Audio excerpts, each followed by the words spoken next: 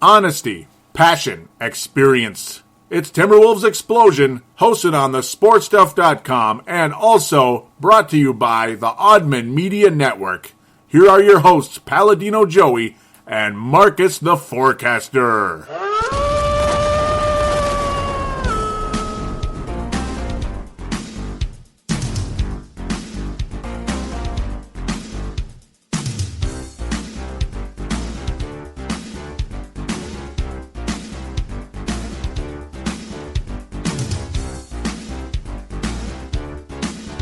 Hello again, Timberwolves fans. Are you ready for the explosion of Timberwolves basketball?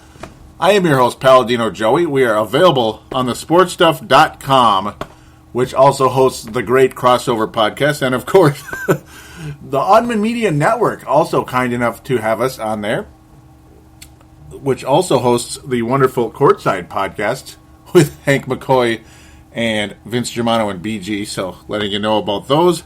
Do check those shows out and those websites, of course. I'm going solo once again today. I'm going to be solo for the time being. We'll see what happens. Possibly revolving doors of guests, because it's really hard to have a consistent co-host, at least on this show, for some strange reason. Debuting a new show already now with Vince Germano called the Showtime and Timberwolves Show. So that's been out there. Do keep an eye out for that on iTunes. Don't mean to start out the show just rambling here, so I do apologize about stuff not directly Timberwolves related, but just letting you know. And it may be a revolving door of guests on this show, and despite what some of you may have seen on the Facebook page, I wouldn't rule out a possible return of Marcus the Forecaster, at least on a part-time basis. Probably not every single show, but possibly on a part-time basis. Don't be surprised if he returns. Don't be too surprised, but also don't be surprised if he doesn't. Okay, on to the Timberwolves, on to the NBA. First, I'll start off with one brief league topic that's a bit interesting, considering it's the number one team in basketball signing a fairly significant name. You can kind of guess what's going on here. That's the Indiana Pacers signing Andrew Bynum. What's the impact of that? Hard to say, I suppose. Sounds like he's going to play some significant minutes, actually, in Indiana, according to Larry Bird. Didn't play all that great in Cleveland, but I can't imagine he's going to hurt in terms of being there as a player. As a person, I'm not all too sure. I would hope he's not going to be sleeping with an assistant coach's wife again. I don't even want to get too deep into that. It's not really something that, I want to think about, but you can only imagine there. He's kind of a nut. He is kind of a loose cannon. Some people think it's going to destroy the Pacers. Some people think it could be a nice addition, make them even deeper. I'm going to lean towards it's going to make them deeper. I got to think that team has enough strong personalities on it that are going to keep Andrew Bynum in check. Yes, Kobe Bryant was a strong personality, but LA's nuts.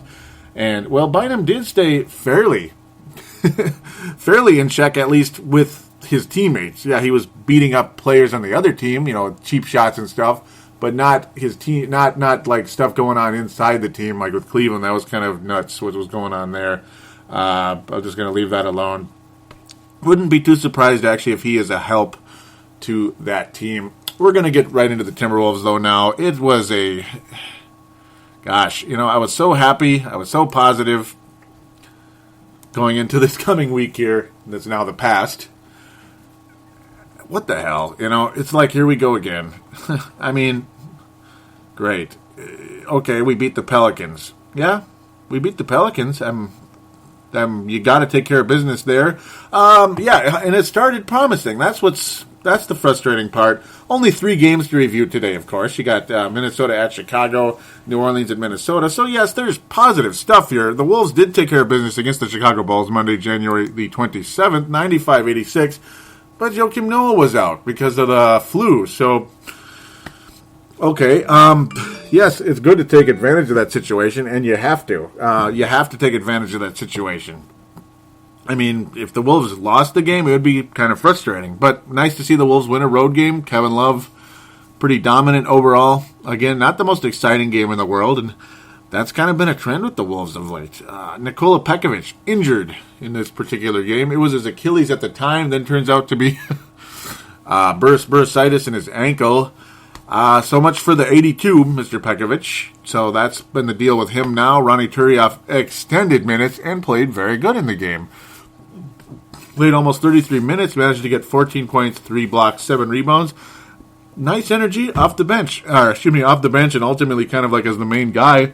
Missed only 1 field goal attempt in the game and missed a free throw, but very solid game for Ronny Turiaf in major minutes, believe it or not. I mean, there was a time, just the thought of Ronny Turiaf playing major minutes like on the Lakers or teams like that, or the Clippers, it's just like you kind of like chuckle, like, really, Ronny Turiaf? But hey, I mean, he looked good in this game. Nice to see Gorgui Dieng get out there, but he didn't have that good of a game, unfortunately, much to our chagrin. Myself and others, I'm sure, out there. Overall, though, the game, Turiaf and Kevin Love were pretty much the stories of this one. They played very well the whole night. Love, not the best field goal percentage, certainly from downtown, but he was able to get his free throws, and he made all 14 of them, getting to the line and making them, and that was, the Bulls just had no answer for that. Carlos Boozer, nice game statistically, but, well, it's just Carlos Boozer. You know, he's going to score sometimes and get some rebounds, but ultimately he's not really a winning type of player. Kevin Martin, certainly back to the pack, only making a third of his shots in this game. Did make 1 of 2 from three-point range. Budinger had one of his best games of the season in this one, and that was nice to see as well. Made both of his threes, 5 of 7 from the floor. Solid game for Chase Budinger. Nice to see him play well, but ultimately he hasn't really been this guy the whole season. In his time back, he's certainly been very slow from recovery. Don't really see any of that athleticism. Don't see any defense out of him. Shooting form has not been that great, but on this one particular night, he looked pretty good. And I really deeply apologize for not doing a Lone Wolf and Johnny Flynn memorial on the last show. The Lone Wolf would go to Kevin Martin on the last show, so I'm going to say that right now, so he doesn't get forgotten, so he doesn't miss the opportunity to get a Lone Wolf, because Kevin Martin, you know, he's not going to get a ton of those. They're almost all going to go to Kevin Love most of the time. And I remember giving some to Rubio at some points. But, I mean, this, again, not the most exciting game in the world, but it was really cool to see Turiaf play as well as he did. He was a nice, solid factor out there, and with Joakim Noah out of the picture, certainly helped out the Wolves in this game in a big way. Narzim Muhammad was surprisingly decent. He's a guy you hardly ever see. Mike James saw some action and did absolutely nothing, which is about what you'd expect. He's old and he never was good, except the one single year with the Toronto Raptors, which cost the Wolves a lot of money. That one good year with the Toronto Raptors for Mike James was a expensive one for Minnesota. Just, again, nice to see the Wolves get a win in Chicago, get the job done. I mean, you'd really hate to see the Wolves beat Golden State, almost beat Portland. Well, not almost beat Portland, but play okay against Portland for a little while, and then have a letdown against a depleted Chicago team. But, a nice solid win. And, like I was saying, the Wolves, they're a better team than the Bulls. Come on. But, of course, the Bulls are better coached, I believe, and I'm sure a lot of people would agree. So then we quickly head on to Wednesday, January the 29th. The Timberwolves host the Pelicans in one of the most boring, lethargic games of all time, and yet the Wolves still win by 11 because New Orleans is like they don't have anybody healthy right now. Kevin Love, another Kevin Love type game, 30-14, and for the first time since November, the Timberwolves go over 500. It was unbelievable. It was awesome. I mean, the Wolves were over 500 for the first time since since early November, when they were 3-0, 3-2, whatever it was. That was the good part. At least the Wolves got that done. But overall, one of the most boring games you ever saw. I mean, Kevin Love, statistically was good, but boy, the Wolves were just launching threes in this game and clanging them all over the place. Not the most fun thing to see. Cunningham was the most efficient player, and for his given amount of time out there on the court, he was actually quite efficient. If you can imagine that. I mean, watching Luke Richard Mamute out there though play almost 25 minutes, 23 minutes, just really difficult to watch. I mean, the guy does nothing. Can somebody tell me truly what Luke Richard Mamute brings to the Timberwolves? Is his defense that good? Is it because his offense is obviously as bad as you've ever seen? I mean, I'm surprised he even managed to get 3 points in this game. I'm really surprised. Rubio, again, very uninspired game for him as well.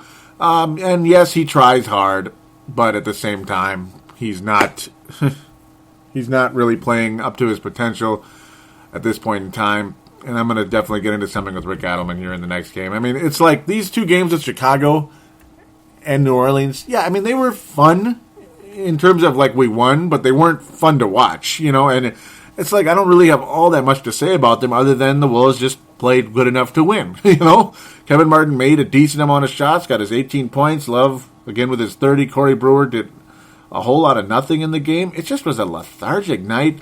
Turioff was not nearly as good as he was against Chicago. Gorgie Zhang amazingly played less minutes in this game than in the Chicago game, which, why is that? Like, I'm just miffed. So let's just give Luke Richard Mamute an extra 20 minutes versus the Chicago game. Really? I mean, I just don't understand this man, this head coach named Rick Adelman. I don't understand the guy. I just can't. What in the world? It makes no sense. It really does. And you're not going to be giving Ricky Rubio much confidence by sitting him down. You're just not going to be doing that either. And, boy, that's going to be like the theme of the feature presentation of the week, the Memphis game, which is I'm just about to get to. In fact, let's do it. I mean, okay, yeah. I mean, the only thing that I'm really talking about is why the hell is Luke Richard Mamute playing so much against the Pelicans? What's the point? I mean, what are you going to learn about this guy that you need to see? Why don't you learn more about the Gorgie Jangs? Why isn't Shabazz Muhammad getting a second against the New Orleans Pelicans? Is Shabazz Muhammad really the biggest bust of all time, or is Rick Adelman the biggest stubborn you-know-what of all time? I just don't understand this guy, man. I can't figure it out. Timberwolves host the Memphis Grizzlies on the last day of January. Let's close out the month of January, and we'll be previewing the first 3 games of February in the next segment. That's right. We're going to do 3 segments now. We're going to be heading to that from now on, including if and when we have a guest on the show, and hopefully you know who back. That would be great. The possibility does exist, yes, believe it or not. Okay, let's move on to it. Oh, the possible future point guard of the Timberwolves, according to Hank McCoy, who sent me a trade idea this week. I'm sure a lot of you listening are going to be like, no way. I kind of liked it for a little while. I was thinking about it, but okay, let's just get to the trade here. He had the Wolves giving up Rubio, Pekovic, Shabazz, and Chase Budinger in a 3-team trade with Memphis and Los Angeles. The LA Lakers, Vince's team. Yep, Vince. He will be talking Lakers on the other show we do, yes. Maybe we'll have Vince on here, too, at some point to talk Timberwolves only. Yes. But, yeah, he has the Wolves receiving Mike Conley and Paul Gasol, yet giving up all those other guys. Amazingly, the salaries match. I don't know how. They just do. Oh, okay, yeah, they met. I really don't know how, actually, but okay. Mike Conley, well, now he's got a hurt ankle, of course, in this game. He injured himself, but hey, he's better than Rubio right now, and his defense is really good. He's scoring 18 points a game. It took him forever to get to this point, but he's finally there. Pekovic being gone, Pau Gasol coming to Minnesota. Pau Gasol, not Mark, unfortunately. Shabazz going to the Lakers. Pekovic, I can't even remember where. I think the Lakers. I don't remember who the Grizzlies were receiving. They were receiving Rubio, but I can't remember who else after that. But it was an interesting idea. It's it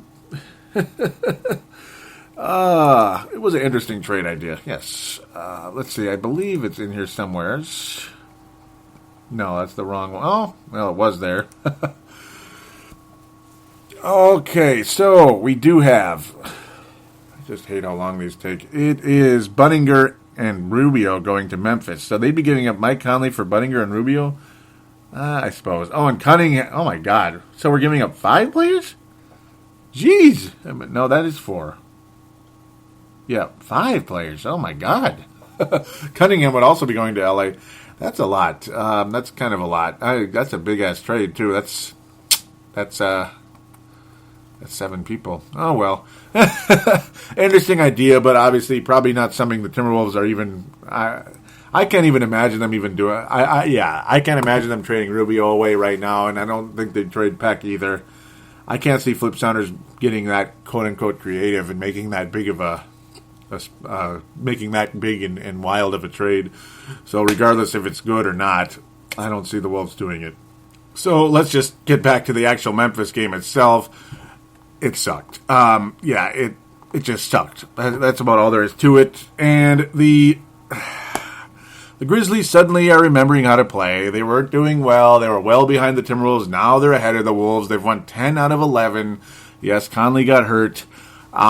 But the fact of the matter is the Wolves lost. They looked terrible early on. The whole first half, the Wolves are trailing by 15 at one point. That's right, 15 points in the first half at one point.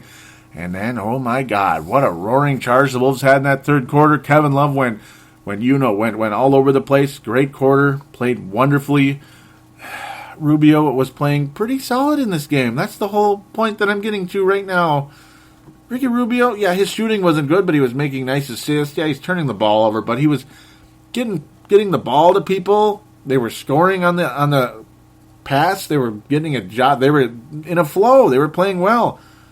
So let's just put J.J. Barea in to start the fourth quarter. Okay. And let's not take J.J. Barea out. Let's just not take him out at all. Well, he just pounds the ball on the floor, turns the ball over, makes dumb plays, makes meaningless plays, shoots the ball at inopportune times. I just, again, Rick Adelman, what are you doing? What are you doing? I mean, the Wolves had taken the lead going into the fourth quarter. They were looking very solid. A 30-16 third quarter. Just tore up Memphis in that third. And just the way things slowly but surely started to deteriorate and fall apart in that fourth quarter had me just absolutely livid. I mean, I've got Rick Adelman. I have no idea what this man is doing. Oh, my. I mean, Rick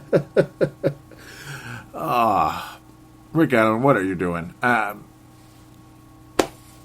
I just don't understand. Okay, Luke Richard Mahamute didn't play a minute. That's good, but neither did Shabazz Muhammad. It also does look bad. That trade looks even worse, though. Derek Williams for a guy that you don't even want to play because he's not good enough. He really is not good enough. The fans don't want Luke Richard in there. Not just Adelman. I mean, Adelman doesn't want anybody playing that isn't on his little short list. And Corey Brewer, by the way, he was just a complete non-factor the whole game, yet he played 34 minutes, did almost nothing out there. You could have given like a Shabazz a little playing time and out there. You needed a little scoring punch off the bench. Chase Budinger did absolutely nothing in almost 18 minutes. That's where it just makes no sense. I don't understand why. I don't understand why you don't want some scoring punch off the bench from a guy who I got to think is going to have some scoring punch. I mean, yeah, it was the D-League, but the way he scored those 24 points a game, it was completely effortless. I can't imagine Shabazz Muhammad struggling to score 8 points in the NBA. I can't imagine that being a huge problem. Luke Richard Mahamute scoring 8 points would be like amazing. It would be amazing. And the way Chase Budinger is playing this year so far, zero energy, doesn't even look healthy out there. Robbie Hummel's inactive now because he's just, he's like a worse version of Budinger. That's basically exactly what happened. Poor Robbie. He was only here because Budinger was out. He's still on the team, still on the salary, but this team needs to trade J.J. Barea. I mean, you watch him out there that whole fourth quarter. That's not a point guard. That's just a guy pounding the ball, bringing it up the court, and pounding it. That's all he does. Is he a playmaker? Does J.J. Barea make anybody better? Does he play any defense whatsoever? Does he make good decisions? Does he piss people off? Yeah, can you save 15% or more on car insurance by switching to Geico? Yeah, he pisses people off. And the other stuff, all the other stuff before that, he doesn't, no, he doesn't, he doesn't do. No, he just does not. Berea and Adelman, man, I'm telling you, it's a marriage made in hell. I want a divorce. I want a divorce. Yeah, yep. We can talk all we want here in Minnesota, in this market, because we're so afraid to talk bad about players or about coaches because it's just not nice enough. You know, you're just not being nice. Oh, that you got to.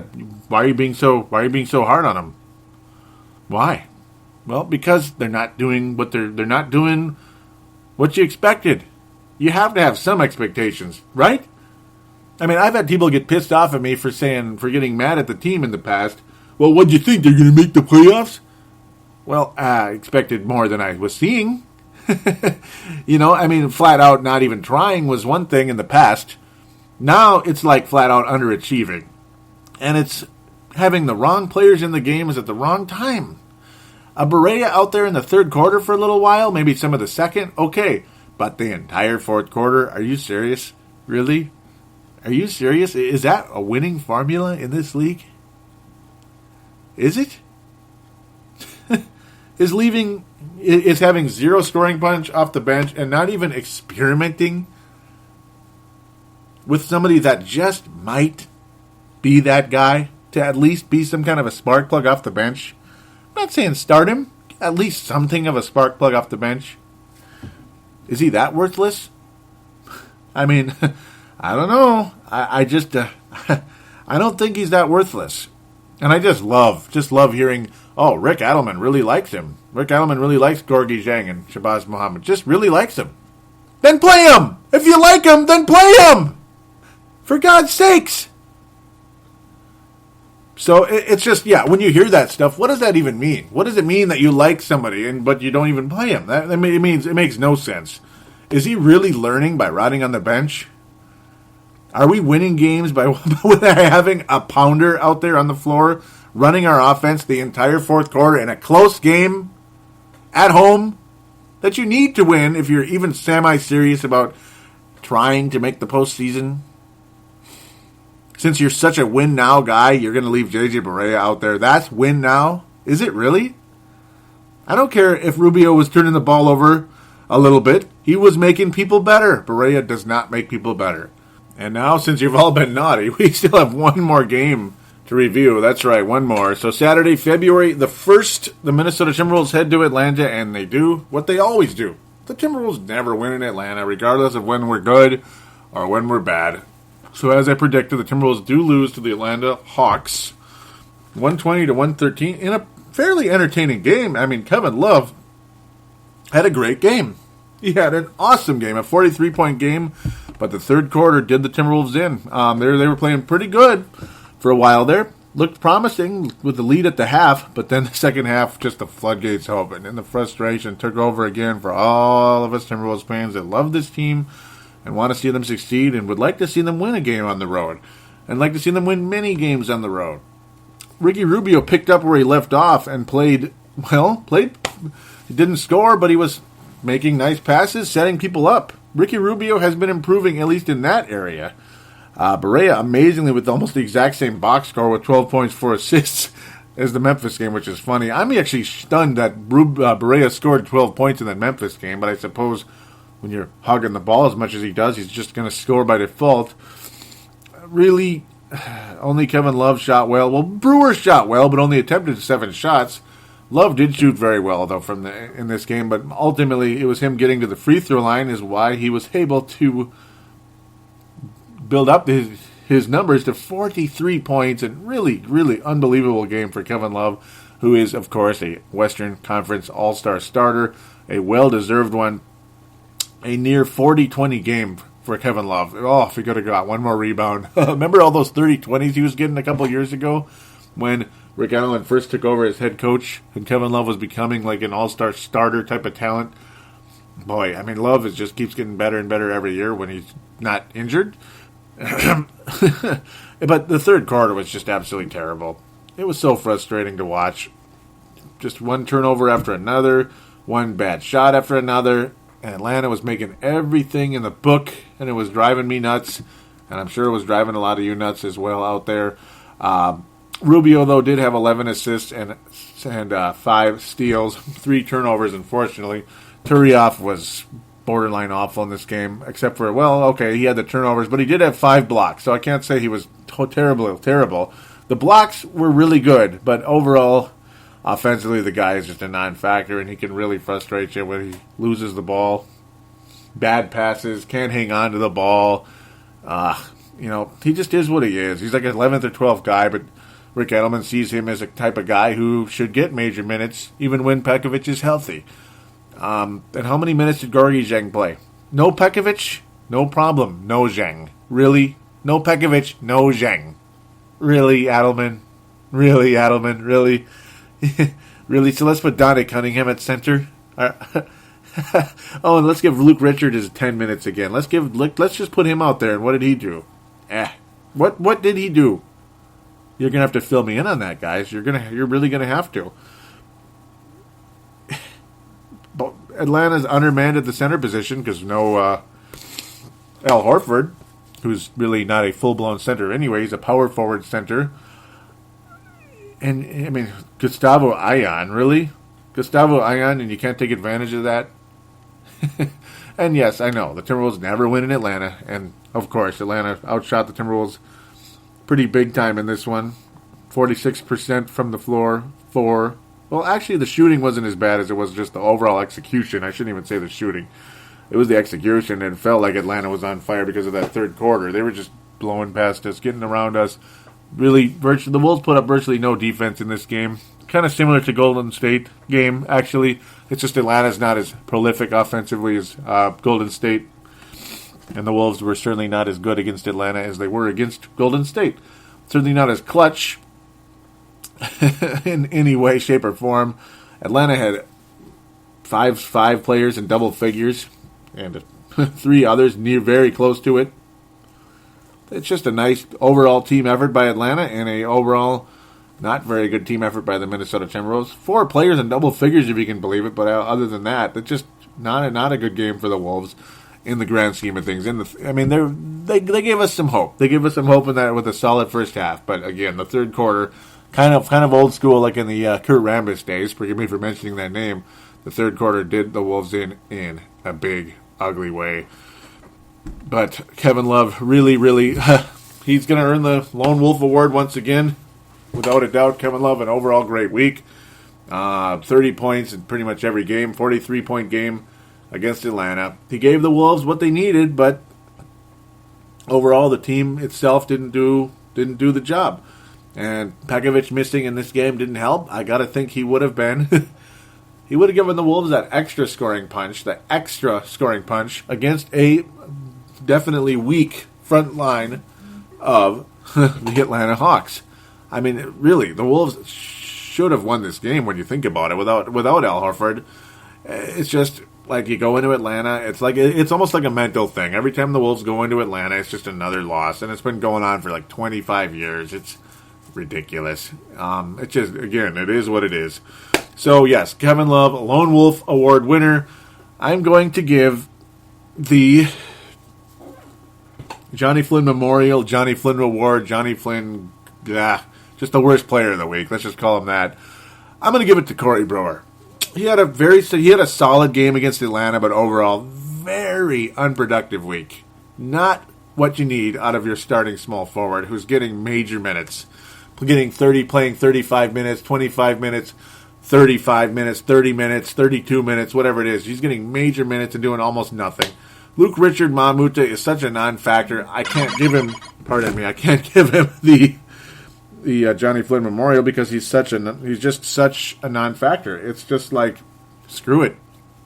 I mean, he doesn't matter. So ultimately, Brewer, Johnny Flynn, Kevin Love, Lone Wolf. We'll be right back right after this to do the preview segment.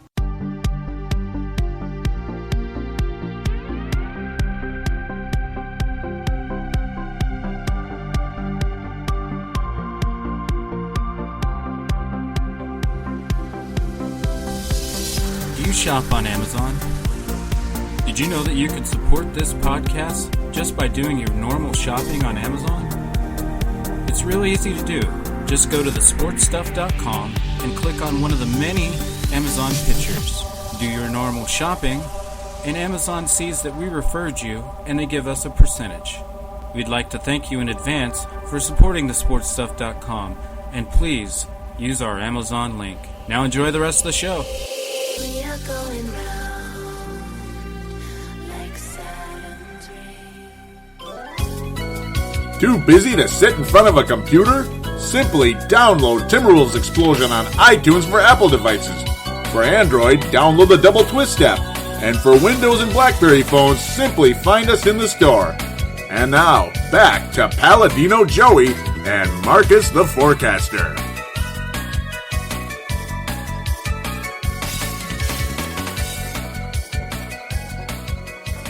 And we are back here on Timberwolves Explosion. That's right, it is time for the preview segment. We are going to get stuck straight into it, mate. Yes, we've got 4 games to preview. We reviewed 4 games, now 4 games to preview. Busy schedule here for the Timberwolves going into the, going into the month of February here. And eventually the All-Star break. Yes, that'll be time for all of us basketball fans to, enjoy the All-Star break, I guess. I'm not really a big fan anymore. I used to be a really big fan back in the 90s with good reason. Nowadays, I don't know, it's just not the same. But, during that time, I'll probably take a break from the show, but we're not quite there yet. So I'll be recording next week for dang sure, because we got all these games to review. So, the Showtime and Timberwolves show will take center court when the Minnesota Timberwolves host the Los Angeles Lakers. That's right, me and Vince Germano probably will have our little Twitter banter. We don't really argue basketball much. It seems like we agree on almost everything, which maybe we gotta argue a little bit more. Yes, and without really a stage, there is no stage. It's just it's hard to argue. We seem to just think the same way. I guess it's not like we're trying to be kissing up to each other. It just is what it is. And yes, I keep plugging the Showtime and Timberwolves show, so yeah, do check it out. It'll be showing up on iTunes soon. It hasn't yet, because iTunes, when you release your very first show, it just takes a while to show up, all the feed and stuff. iTunes is not exactly a fast place. So, okay, the Lakers come to the Target Center February the 4th, Tuesday, February the 4th. I gotta think that's a Minnesota victory. It better be. If it's anything like the last performance the Wolves had against the Los Angeles Lakers in the Staples Center, oh my. And yeah, we know the Wolves kicked the Lakers' ass the first time around this year. Yeah, the first time. But the second time was really not a good game at all. It just, really sucked. It was pathetic. There was nothing impressive about it in any possible way, shape, or form. The Lakers are now 16-31. They have lost quite a few games in a row, Vince. Oh, yeah, they've been losing. And yes, another guy, Mr. Train. Mr. Train, who's also a Lakers fan. Yes, he'll probably be, he may find his way on this show at times. We even talked about that on Twitter. You may hear from the Pumpa on this show sometime. I'd like to get these guys on here. The Pumpa of the Hoops podcast. James McKern, that being Boof, a Celtics fan on this show. Why not? I got to get, Keelan King, Kristen Mayer, who knows? Hank McCoy, who would be just awesome. I got to get Hank on here, man. Man, me and Hank had a good time the one time I went on courtside. Okay, look at me all in denial of this Lakers-Minnesota game. 16-31, I'm sure Vince is more in denial than I am. Well, I got sidetracked way too easily here, and I do apologize. Lakers have been losing, and they've been losing a lot. They've lost 6 games in a row. Why would I think they would come into Minnesota and win? I have absolutely no freaking idea. There's just no way. As to when Kobe's coming back, it's got to be getting kind of soon. It was a 6-week injury. It's been about 6 weeks, hasn't it? So 6 to 8. He's got to be getting fairly close, right? Unfortunately, there was still pain and swelling as of Tuesday, January the 28th. That's the last update on his health status. So, boy, that stinks. It'll be examined again in possibly 3 weeks. Yikes. So Kobe still, boy, oh boy. That would be 2 weeks. Yeah, re-examined in 3 weeks. Just examined. That's not necessarily even like he's going to get out and play. So, oh boy. I feel for you, Vince, and I feel for you, Laker fans. A lot of people out there probably just rubbing it in. Tom Reed is also a Laker fan. Let's believe the hype out there as well. Yes, sir. No reason to think the Wolves can't beat this team.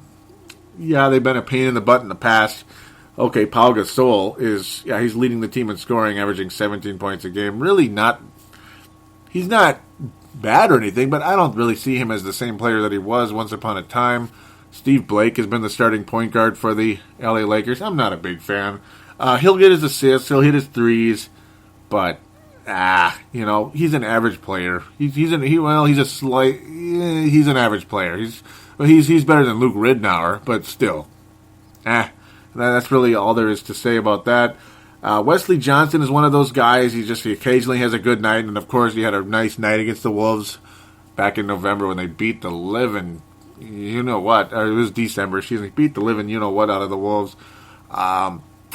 But let's just say if the Wolves lose this game, let's just fire Adelman, please. If the Wolves lose at home to LA, like if they got rolled by this struggling, injured, beat up, everything above it, Lakers team, poorly coached by Mr. Pringles, who just needs to go. I mean, the Lakers need to get rid of him. Yeah, they really do. Pringles should just go coach in Italy. I mean, seriously, or just not coach anymore. Or be an assistant somewhere, maybe. I don't know, an offensive assistant, because he ain't got any defensive coaching ability whatsoever, because he's just going to tell them to go get stops. That's about his defensive coaching approach. Really strategic there. The Wolves should really, honestly, they should be able to run this team. Maybe not a blowout, but they should be able to win. I'm going to go with the 1-0. We'll go with 108 to 96. Yeah, Wolves have a pretty comfortable 12-point win against the LA Lakers. So there you go. Got to move on. I've been rambling too much, but then again, that is kind of a feature presentation because of so many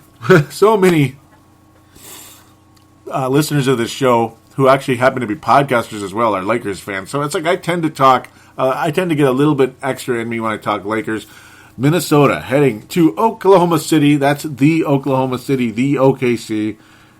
And there's absolutely no freaking chance the Wolves win. Oklahoma's playing out of their mind. Kevin Durant, if he was a hockey player, he'd be getting hat tricks every night. I mean, the guy is just, what the hell? I mean, the guy is just playing out of his absolute freaking mind. Funny what happens when the ball hog of ball hogs is not playing right now. Old Mr. Six-Shooter himself, every time he hits a three-pointer. Old Mr. Six-Shooter, old Wild Bill, old Wild Russell, whatever you want to call him, is not playing. And look at the OKC Thunder. Are they really suffering with Westbrook out right now?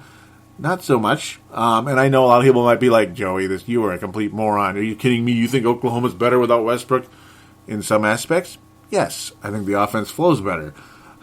Oklahoma City is playing really damn good. They are the number 1 seed in the Western Conference. So, okay, I guess Oklahoma sucks without Westbrook. I mean, they suck, man. They're only 38-11. Gee, they suck. No, there's no absolute frickin' way the Wolves win in Oklahoma. I almost dropped an F-bomb there. Oh, that's right. Derek Fisher's on there. I'm like seeing this thing and it looks like the Lakers. I'm like losing my brain here. I'm going absolutely nuts. Apologize for that. What a season Oklahoma's having. I mean, Jiminy. Ugh. Reggie Jackson is the point guard right now. He's only averaging 4.1 assists, but that's the funny part. But he's adequate. He's been an adequate point guard of the Oklahoma City Thunder. It's just you look at their statistics, though. I mean, you looked at the Lakers, and they have, they kind of have earlier in the year anyway, they kind of had a balanced attack, kind of almost like the Phoenix Suns, but certainly not nearly as good, where they were just really balanced, in their offense. The Oklahoma City Thunder, good Lord Almighty, like nobody scores except Durant right now. Ibaka's got 15 points a game. Jackson's at 13. Jeremy Lamb is kind of emerging a little bit. He's, because he has to.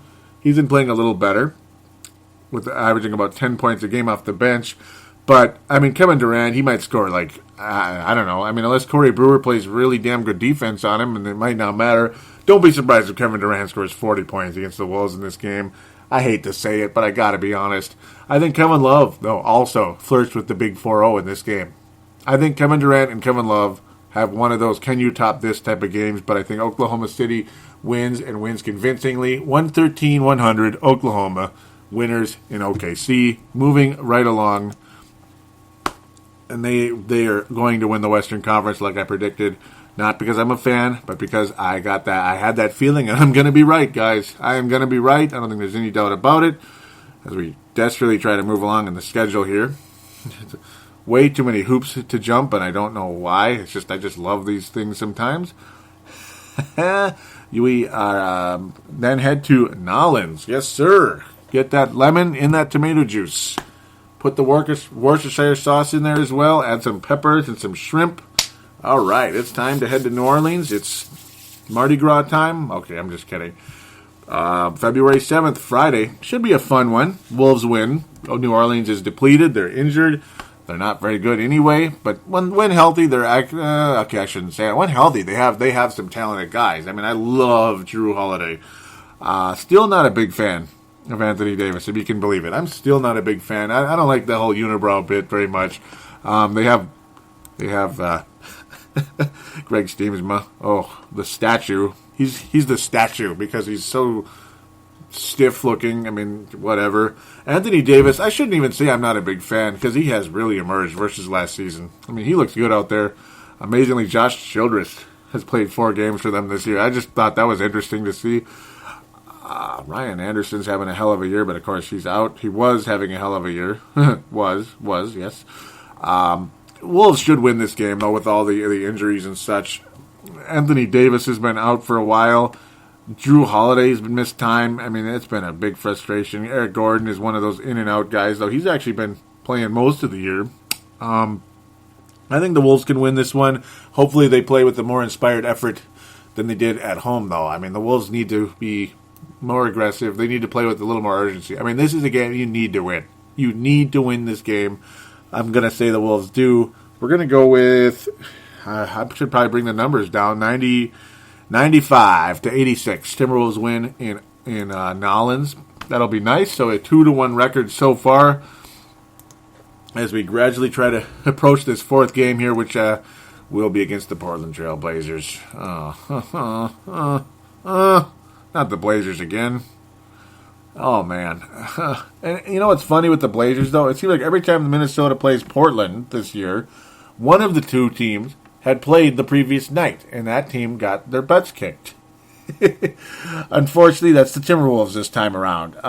Because it's Saturday, February the 8th. The Timberwolves host the Portland Trail Blazers after playing in New Orleans. That's cruel. What kind of schedule is that? Jeez. I mean, wow. Really? We got to travel from New Orleans back to the Twin Cities to play Portland. Man, schedule people do not like the Minnesota Timberwolves in any way, shape, or form. Now, do they?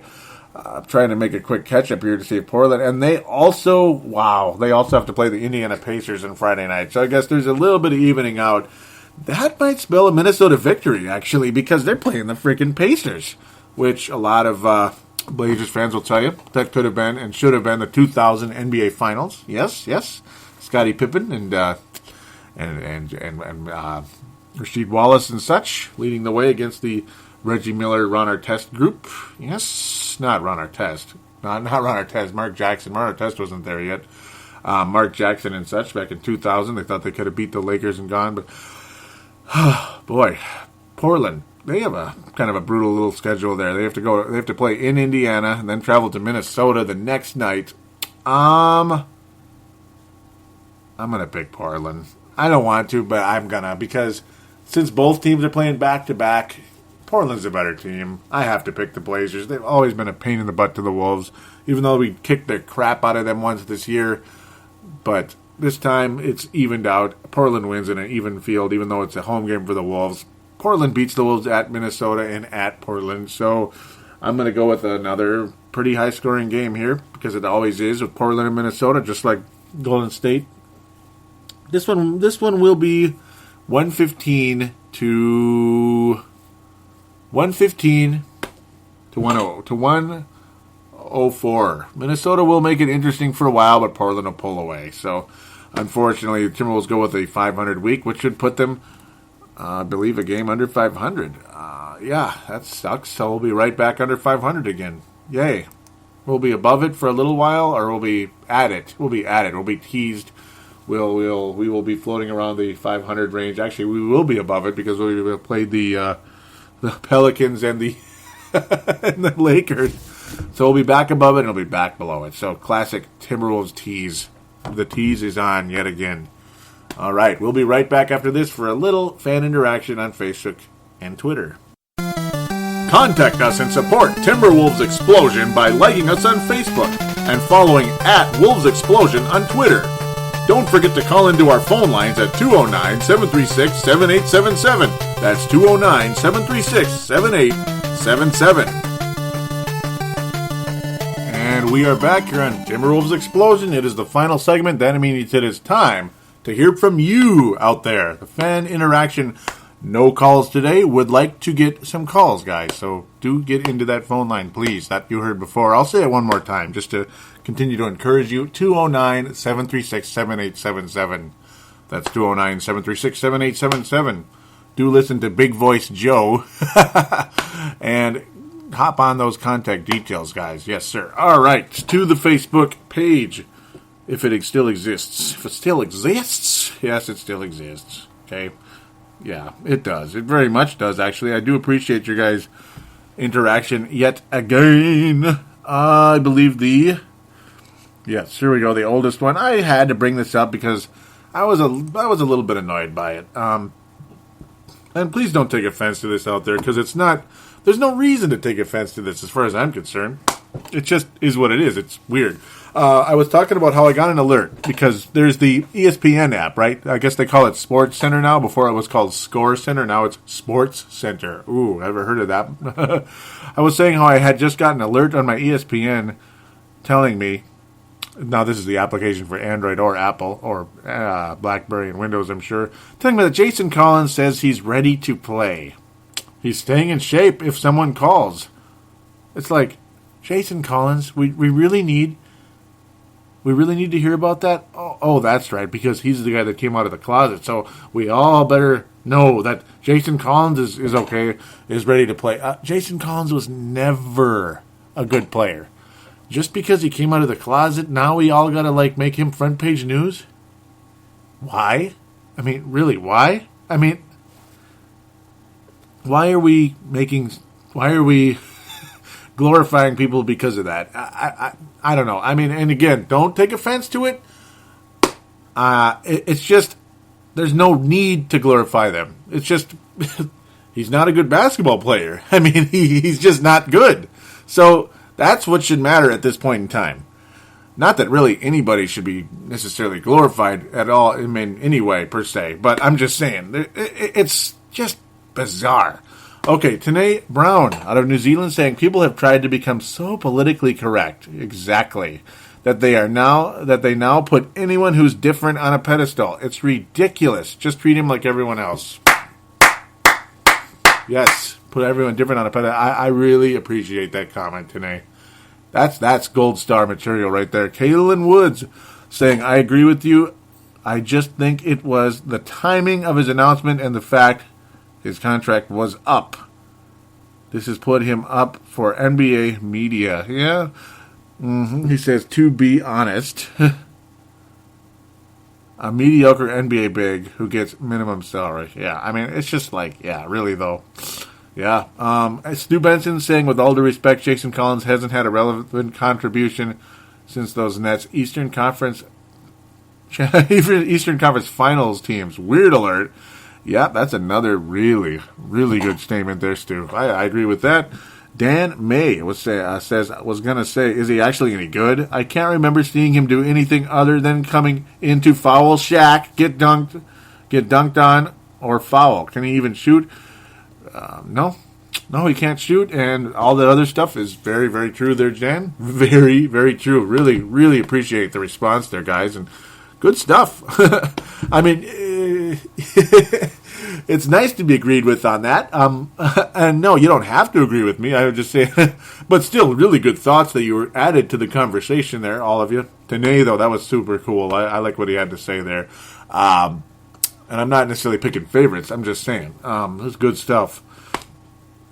It just annoyed me. I mean, the guy was never good. I never liked him as a player. Never. Heck, there's even on the crossover podcast. There's even somebody making fun of Jaron and Jason Collins, how terrible they are, the twins, on there. Where it's like, what was it? I believe, Frazier with the Knicks broadcasting team was saying, I thought Jason Collins' twin played in Utah, so it's like how terrible they both are when there was like an air ball by Curry. Yeah, it's pretty funny. Yeah, just saying how bad they are. Yeah. Let's get to some other posts here. Yeah, on the Facebook page. Where are we? Where the heck are we? We have... No, not Caleb leaving again. Come on now, Hank. Come on now. Yep, that was the Taco Bell. Yep, so here we go. This is where Hank McCoy was talking. He says, hey, Joey, just a question for the next show. I know we have all been speculating about Caleb leaving Minnesota, but what if he does stay? What then? Thoughts? Yeah, what if he does stay, huh? Wow. Hank McCoy continuing saying, yeah, there's a massive focus on him leaving at the moment, and with good reason. That's what he says anyway. He says, but how would you sell him on staying in Mini? Don't offer him his own coffee line. That didn't work so well with Corey Brewer. And Vince Giovanni saying, if he stays, LA is stuffed. LA is stuffed. What if he does stay? Well, you got to get pieces around him. You got to get a better coach around them, too. Again, not saying that Adelman's a really bad coach. He's just not the correct coach for this team. Adelman is stuck in his ways, and he's grand scheme of things. You can say how great Adelman is, Hall of Fame, all that stuff, but he's not doing a good job as the head coach of the Minnesota Timberwolves. The Minnesota Timberwolves need to go in a certain direction, and he's not doing a good job of it at all. For Derek Williams to literally be run out of town in 2 years, that partially falls on Rick Adelman. Was Derek Williams disruptive in the locker room? Was Derek Williams killing the Timberwolves every single night? I mean, and another thing, why is Ricky Rubio declining? What's going on here, Rick? What's going on? I mean, some of these questions need to be answered. So yes, a Lionel Hollins would be a better fit, and that name has been brought up multiple times. First by Vince Germano, and I think Hank McCoy is leaning that way as well now. Obviously, Hank McCoy is a Memphis Grizzlies fan, and that would mean Lionel Hollins and Hank McCoy were well acquainted. Not in person, but big time fan / NBA guru and head coach. They had their little relationship there, just like I have with Rick Adelman right now, which I would not recommend to a young team. And what was the knock on Rick Adelman throughout his career? What was the knock that Rick Adelman had when he coached the Golden State Warriors? He's not good with young players. Okay, next on here. But no, I gotta stop. I gotta hold on. I didn't even really answer Hank's question. I'm like a politician here. I should run for office. Okay, yeah, I kind of answered it by yes, having a different coach. And well, plain and simple, you gotta get players around him. I know you're probably like, well, who, Joey? Who? And Hank did bring up the thought of Pau Gasol and Mike Conley. I'm not all that excited about Pau Gasol, which I know will offend Vince Germano deeply, me saying that. Pau Gasol is definitely on the decline. Pekovic, I'm not sure he's going to get much better than he is already. I think he's kind of at reaching his ceiling. We'll say reaching it. Rubio, I think, has a lot of improving to do, and I think he will make those improvements. Mike Conley has made a lot of improvements and has become a very, very solid pro in this league. In fact, somebody that may even be like borderline all-star talent. He's that good. Coming out of college, I thought he was going to be a stud in this league, but he did not become that. But he's gotten awfully close now. After, he's been in the league since 2007. Jeez. But yeah, it's funny how him and Kyle Lowry are actually pretty similar, and they played on the same team for quite a while there in Memphis. until Mr. Lowry got traded to the Houston Rockets. But again, you gotta find a way to make moves. Of all things, and I'm going to bring this up because he just might be coming back at some point, and I know this is the weirdest thing in the world, but okay, we're weird. Me and Mr. Forecaster are weird people, yes. But you still love us. We're very weird. The Forecaster, of all people, brought this up to me today. The whole Kyrie Irving situation in Cleveland. That could be a big possible move. Like, would you trade Rubio and Pekovic to Cleveland in a package that would bring back Kyrie Irving? He was talking about how Kyrie Irving and Kevin Love are, they were in a commercial together. Maybe they're getting along, type of thing. In a commercial together, it doesn't always mean anything. But it bonded Magic Johnson and Larry Bird, where they used to hate each other and they started to like each other after that. So, a possible deal involving Kyrie Irving because he's, where he's getting the vibe that Cleveland wants to blow it up. And that Kyrie wants to leave. And I know Kyrie Irving is another future Laker, Vince. I know he's another future Laker. So there we go. Now we're going to have some interesting conversations on that show about stuff like that. But we're going to be battling over the same people. The Kevin Loves, the Kyrie Irvings, not Carmelo Anthony. He can go to like the Grizzlies or something, Hank. Yes, he can go to the Grizzlies. Yeah. But possible Kyrie Irving. If the Wolves want to just say, you know what? Not screw Rubio, but we can do better. And if there's an opportunity to do better, why not go for it? What would that ultimately mean for the Timberwolves? We'd have an extremely talented player to go with Kevin Love. He would absolutely want to stay, I got to think, with the Kyrie Irving. How much would we have to give up? I mean, would Rubio and Peck be enough? And I'm sure the salaries would have to match with some type of deal coming back to Minnesota because... then again, somebody'd have to come back with Kyrie. You can't do 2 for 1. So I don't know if it's their worst player, the cheapest player, or somebody else. They want to dump Varejao. I don't know. Maybe they do. I have no idea. But Varejao is pretty damn expensive too. So it's a wait and see thing. But that could be a possible very high end move, Hank. Maybe Mike Conley. I don't know. Maybe somebody.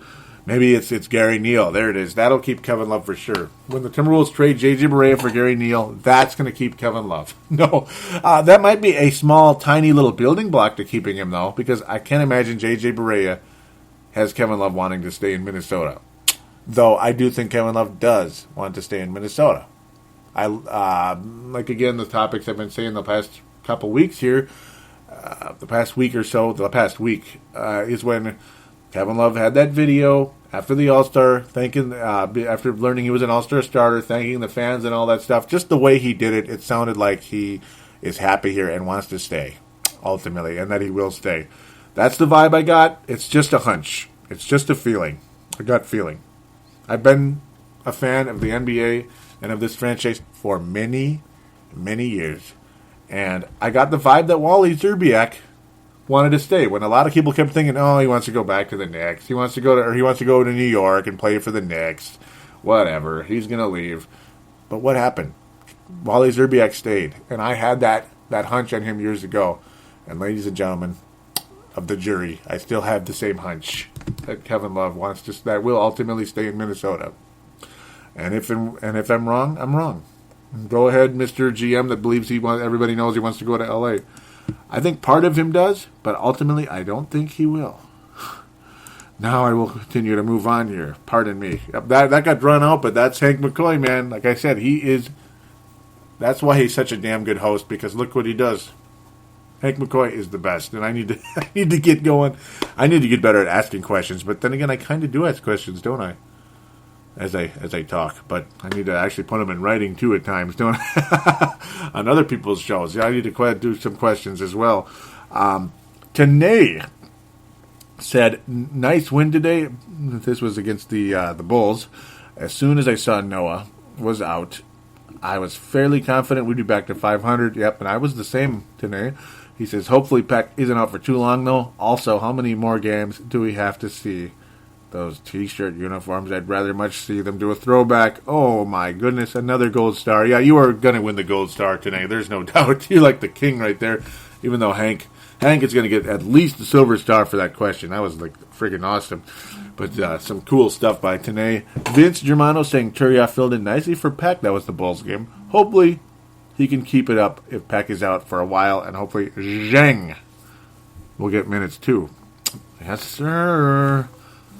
Tanae saying, what do you think our chances are like without Peck tonight? Joey, that was the Memphis game, and I was saying, well, a bit tough because of Marc Gasol, but I do think Yang and Turiaf's chance. Yeah, I did like I did like the chance, but yeah, the great Adelman didn't even play. Gorgie, couldn't believe it. Tanae was saying, hopefully Love can find his touch outside again. He shot 2 of 13 in the past 2 games. Yeah, his outside shooting really coming back to the crack. 1 through 6 and 1 for 7. Oh my, it had really been struggling, and just freaking frustrating, man. I can't even believe it. And most of, a lot of Kevin Love's scoring was because he got to the free throw line in Atlanta. It wasn't necessarily because he was scorching the nets from downtown, and then either. His three-point shot has been going down, and I wouldn't be surprised if the ankle injury had something to do with it, because I think his shot had to be. He's been adjusting his shot because his jump is different with the ankle injury. Love, the sore ankle. Sore ankles can really mess up your jump shot because of that. Because your lift is a little different. You may hesitate a bit, and then you overcompensate with your shooting form, and it is a clanger, and I mean a big-time clanger. So that could be what's been going on. Mr. Tanae, Hank McCoy was making fun of the... well, he was saying he loved it, but does Peck really deserve to be an all-star reserve? Thoughts? Vince saying, oh, hell yes. But at the same time, oh, yeah, I was thinking, I do think he'd had a strong year, but I'd have to see who would get left out. And ultimately, Pekovic, in the years of the all-star being in the ballot, and all that good stuff. Obviously, Pekovic wouldn't ever be a starter, probably. But a reserve, like a third-string all-star center, sure. Third string, though, because there was such a thing back in the day. I think Pekovic should have been maybe the number 3 all-star center, if that still existed. And I think he would have gotten it almost for sure. But in this day and age, unfortunately, there's a reason why they did it, because there's so many good power forwards and almost hardly any good centers these days. That where a guy like Gortat would probably get in, stuff like that, where it's like, really, like Chris Gatling got in one year, because it's just like, really, that's ridiculous. So ultimately, no, Pekovic won't make it, wouldn't make it because of the forward situation. Now it's all mostly forwards, and ultimately Nicola did not make it. Hank McCoy saying, wrapping up the Facebook page, saying, did you know Kevin Love has never beaten the Atlanta Hawks? Pretty amazing and depressing at the same time. Yeah, and that was something I was kind of tapping into. It's like the Wolves never win in Atlanta ever. So, but overall, the Wolves have struggled against the Atlanta Hawks over the last several years, and that sucks because Kevin Love has been a Timberwolf since 2008, despite he missed basically 2 years. Well, the better part of 2 years. At times with long injuries, so there's that too. Oh my! So he may have missed some of the opportunities as well. Oh, Kevin, you got to stop doing that. Let's move on to the Twitter. This should be fairly short. I got to think. Diego Luis Contreras out of Spain was saying, "How can I download your podcast? I'd like to hear it on my MP4. Greetings from Spain, and very great to hear from you. And this is also for you guys out there as well." When you heard in the context just now too, but I'll say it here again, and I was tweeting it to him, that on iTunes, search Timberwolves Explosion on iTunes, but if you don't have an Apple device, which you happen to have Android instead, there's the Double Twist app, which has all the same stuff iTunes does. Simply go to the podcast section, type on that, look up Timberwolves Explosion in there, and then BlackBerry and Windows phones, simply search in the store. So that's how you're able to get it, so you don't have to sit in front of a computer. Okay, so sorry I had to repeat it from the but I just wanted to get back to that if need be. We had a little conversation, and ultimately Diego Luis Contreras saying thanks, and you're very welcome, sir. Hope you're listening.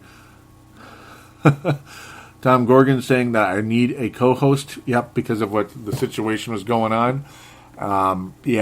I would like a co-host. Yeah.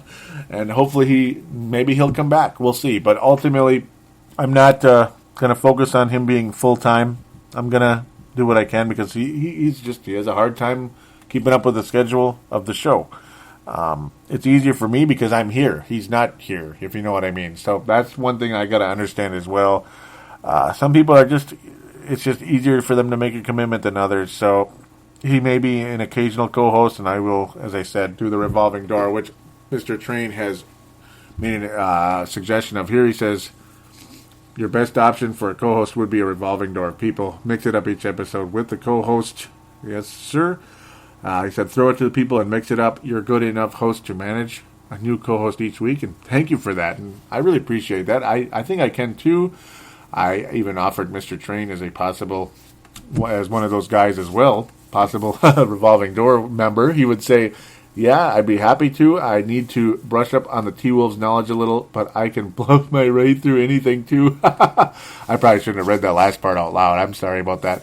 But no, and it's not about bluffing anything. It's just a matter of you kind of work your way through stuff at times. Yeah, I mean, and ultimately, by the time Train is on here, his skills will be just fine, so he won't need to bluff. So, yeah, his skills will be just fine. I trust him. He did a very good job in his previous podcast called That Basketball Show.